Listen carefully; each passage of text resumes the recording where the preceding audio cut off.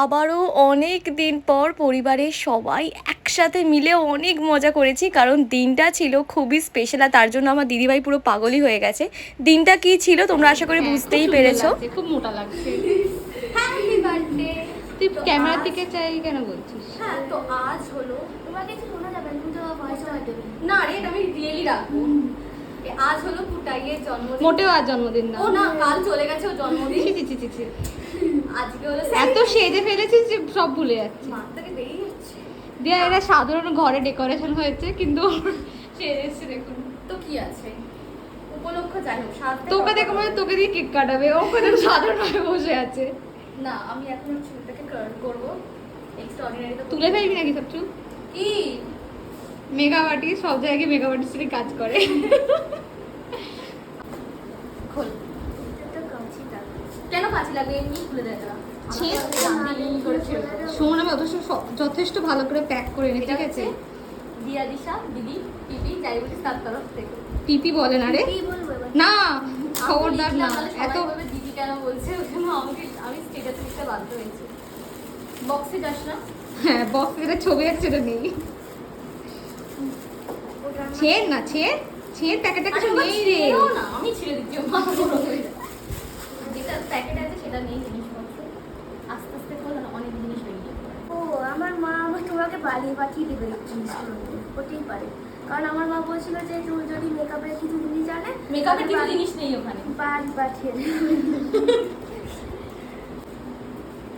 এইটাই একমাত্র মেকআপের জিনিস। হ্যাঁ, আমি ভয়তে দিই তোকে মেকআপের জিনিস। তোর মা তোর সাথে আমাকে বাড়ি পাঠিয়ে দেবে। তুই তো বাড়ি থেকে বেরিয়ে রাস্তায় রাস্তায় থাকবি আর মেকআপ করবি। এরকম একটা আছে।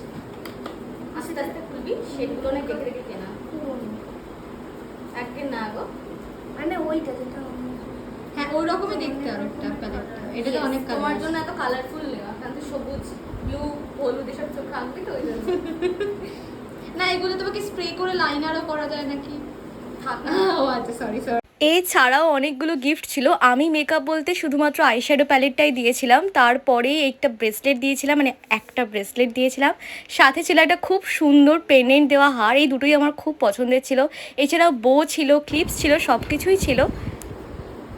আমি এরকমই চেয়েছিলাম বিয়ে বাড়িতে করতে, কিন্তু ওরকম হয়নি। চুলটা ভীষণ সুন্দর, খুব স্ট্রেট। হ্যাঁ, ওই জন্য আমার চুলের টেক্সচারটাই কি জঘন্য তোমার। সত্যি ও এখন অনেক ছোট, কিন্তু চুলের টেক্সচারটা খুবই সুন্দর, খুবই স্মুথ অ্যান্ড সিল্কি। যাই হোক, এখানে বোটা একটু ব্যাকা লাগিয়েছিলাম বলে আমি একটু সোজাসুজি লাগিয়ে দিয়েছিলাম। তারপর এই যে খুব সুন্দর করে হেয়ার স্টাইলটা করার পর ছদ্দি ভাই এসে গেছিলো, চিকও এসে গেছিলো, আর আমার বোনু তো আমার সাথে পৌঁছেই গেছিলো। তোমরা মানে গলা শুনেইছো আগে। তারপর সোজা চলে গেছিলাম ছাদে, কারণ ছাদেতে রান্না করছিল দাদা ভাই, আর আমার বাবা এখানে দাদা ভাইয়ের হেল্পিং হ্যান্ডের কাজ করছে। কতটা কি হেল্প করেছে আমি কিন্তু জানি না। তো এখানে রান্না হচ্ছে মাটন, আর তার সাথে ছিল চিকেন পকোড়া। আর তারপর দাদাভাই দিলাম ছাদের মধ্যে প্রচুর ফুল গাছ লাগিয়েছে, পুরো ছাদ ভর্তি। তো এখানে আমি আর ছদ্দি ভাই একটু অন্ধকারের মধ্যেই ঘুরে ঘুরে গাছগুলো দেখছিলাম, মানে এত ভালো লাগছিলো জাস্ট বলার বাইরে। তারপর আমি দিদিভাইকে বলি যে দে আমার খুব সুন্দর করে একটা লোকের ছবি তুলে দে। তা না, ও একটা ভিডিওই করে ফেলেছে এরমভাবে। তারপর ঠাকুর ঘরে দেখলাম, ঠাকুর ঘরটা ভীষণ সুন্দর লাগছিল। তারপর নিচে এসে আমি নিজের একটা ভিডিও করেছি। আর আজকের ব্লগটা না আমি একটুখানি অন্যরকম করে করার চেষ্টা করেছি, জানি না কেন, মানে একটু আজকের ব্লগে আমি ভয়েসটা বেশি রেখেছি, মানে আমার কথার থেকে রিয়েল ভয়েসই বেশি আছে। জানি এখন অবধি আমি নিজেই বকে যাচ্ছি, তারপরও অনেকটা ভয়েস আছে যেটা আমি সবার রিয়েল ভয়েস রাখার চেষ্টা করেছি। অ্যাকচুয়ালি ভয়েস ওভার ছাড়াও যে আমরা কতটা মজা করে থাকি, মানে সেটা তোমাদের সাথে শেয়ার করার জন্য, আর কিছুই না। আর এই দেখো, ওর কেকটা ছিল ম্যাঙ্গো ফরেস্ট কেক, বাট ভীষণ সুন্দর, যেরকম খেতে ছিল ঠিক দেখতেও ততটাই সুন্দর ছিল। পটুর ফ্লেভার নিয়ে অত কোনো চাপ নেই, মানে ও কেক হলেই হলো, কেক খেতে খুবই পছন্দ করে। তারপর আস্তে আস্তে ও একটা একটা করে গিফট যেগুলো পাচ্ছিল সব ও সঙ্গে সঙ্গে খুলে দেখছিল।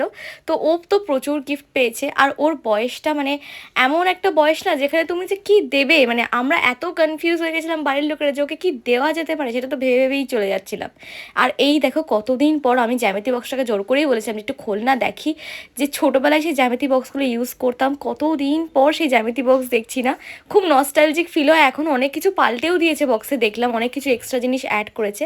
তো এখানে আরেকটা ভিডিও করলাম যখন মা আর ফুলমা এসে আরেকটা গিফটের প্যাকেট ওর হাতে দিল। ও কিন্তু আমাকে ভ্লগ বানানোর প্রত্যেকটা সুযোগ দিয়েছে, মানে যেই কোনো গিফট দিচ্ছে ও আমাকে ডেকে ডেকে নিয়ে গেছে, মানে এতটা আমার ভালো লেগেছে। মানে ওই হলো সব থেকে এক্সাইটেড মানুষ আমার ভ্লগ বানানোর পেছনে। এই গিফটটা ওর বান্ধবী দিয়েছিল, এতে কালার পেন্সিল ছিল, পেনের একটা খুব সুন্দর প্যাস্টেল কালারের পেনের একটা খুব সুন্দর সেট ছিল। তো এই গিফটটা তো আমার ভীষণ পছন্দ, আর প্রত্যেকটা গিফটই ভীষণ ভালো লেগেছে আমার। মানে ও খুলে খুলে দেখছিল আর আমিও তার সাথে এক্সাইটেড হচ্ছিলাম। আর এর মধ্যে ছিল একটা পুরো প্যাস্টেল কালারের পুরো একটা কত কালারের একটা পুরোপুরি বক্স, যেটা তোর খুবই পছন্দ হয়েছে, মানে জাস্ট বলার বাইরে খুব খুব পছন্দ হয়েছে। তারপর ফাইনালি আমাদের বাড়ি থেকে যে গিফটটা দেওয়া হয়েছিল সেটাও খুলছিল। আর এটা খুলতে খুলতে ও একটা কথা বলেছিল, আমাকে এটা ভয়েস ওভার দিতে মানা করেছিল। আমি এটাকে ভয়েস ওভার করবে না, আমি এটা অনেকদিন ধরে কিনবো ভাবছিলাম, কিন্তু আমার মা কিনে দেয়নি। এটা আমার বাবার বুদ্ধি না, এগুলো দেয়নি। আমি কালকে বলেছি যে ঠিক কথা, সব অকারের জিনিস দেওয়ার থেকে বলে দিই। খুব ভারী না, খালি ছিপিটা দেখ, ছিপিটা খুলে ছিপিটাই হ্যাঁ আমাদের না না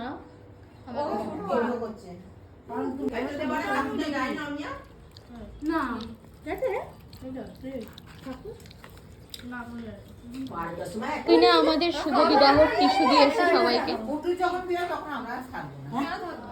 তুমি তো আমাদের কতগুলো অন করতে যাবে, সবাই দাঁড়া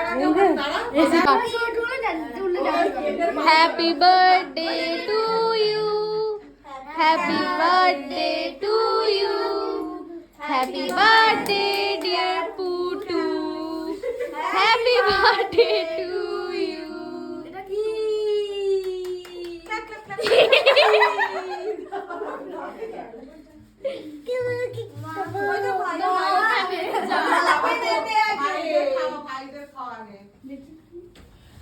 তারপর আস্তে আস্তে একে একে ওর সবাইকে কেক খাইয়ে দিয়েছিল। ওর বন্ধু ছিল, সাথে ওর ভাই ছিল, সাথে আরও অনেকে ছিল, লাইক ছোটো ছোটো বাচ্চাও ছিল, মানে এটা আরেকটা ভাই ছিল। তারপর দোলন দিদি চলে আসে, আর দিদিভাই তো এসে ওকে খুব সুন্দর করে চটকে ওর মেকআপ নষ্ট করে দেয়, যেটা ওর একটু লাগছিলো যে না আমার মেকআপ নষ্ট করে দিল। তারপর ও একে একে সবাইকে খাইয়ে দিয়েছিল। আর মানে আমি সেই মোমেন্টগুলো তুলে ধরার জন্য এই ভিডিওগুলো করে রেখেছি। অ্যাকচুয়ালি কী বলো তো, যত না এটা ব্লগ তার থেকে অনেক বেশি পরিবারের সাথে একটা দিন বা একটা মুহূর্ত কাটানো না অনেক বেশি ইম্পর্টেন্ট হয়ে পড়ে। তারপর আর কি, তারপর একটা করে গিফট পাচ্ছিল, আর আমি এখানে বার্থডে গালে স্যাজটা পরে বসে গেছি। তার কারণ কদিন আগে আমারও জন্মদিন গেছে, তো আমিও পরে নিয়েছি, মানে কোনো কারণ ছাড়াই।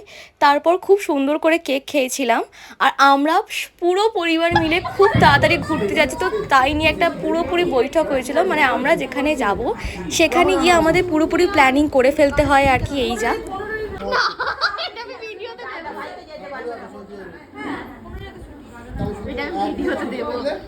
কেন এমন করছে? রাতের মেনুতে অনেক কিছু ছিল, মাটন কষা ছিল, রুমালি রুটি ছিল, সালাড ছিল। আর এই দেখো পুটু আমাদের সাথে খেতে বসে পড়েছে। মানে আমরা তো সবসময় মানে ভেবেইছিলাম যে একসাথে সবাই মিলে খাবো, যতটা পেরেছি সেটাই করেছি আমরা আসলে।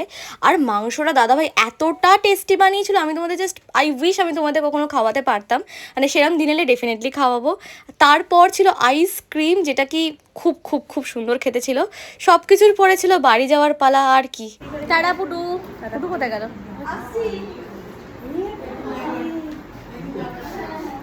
আজকের ভ্লগটা তোমাদের কেমন লাগলো অবশ্যই আমাকে জানিও, আমার ভীষণ ভালো লাগবে। হ্যাপি বার্থডে পুটু, আমি জানি তোর ভ্লগটা পোস্ট করতে আমার একটু লেট হয়ে গেল, বাট এই যা। তোমাদের আজকের ভ্লগটা কেমন লাগলো অবশ্যই কমেন্ট করতে একদমই ভুলো না। দেখা হচ্ছে নেক্সট আরও এক্সাইটিং একটা ভ্লগে। Tata bye.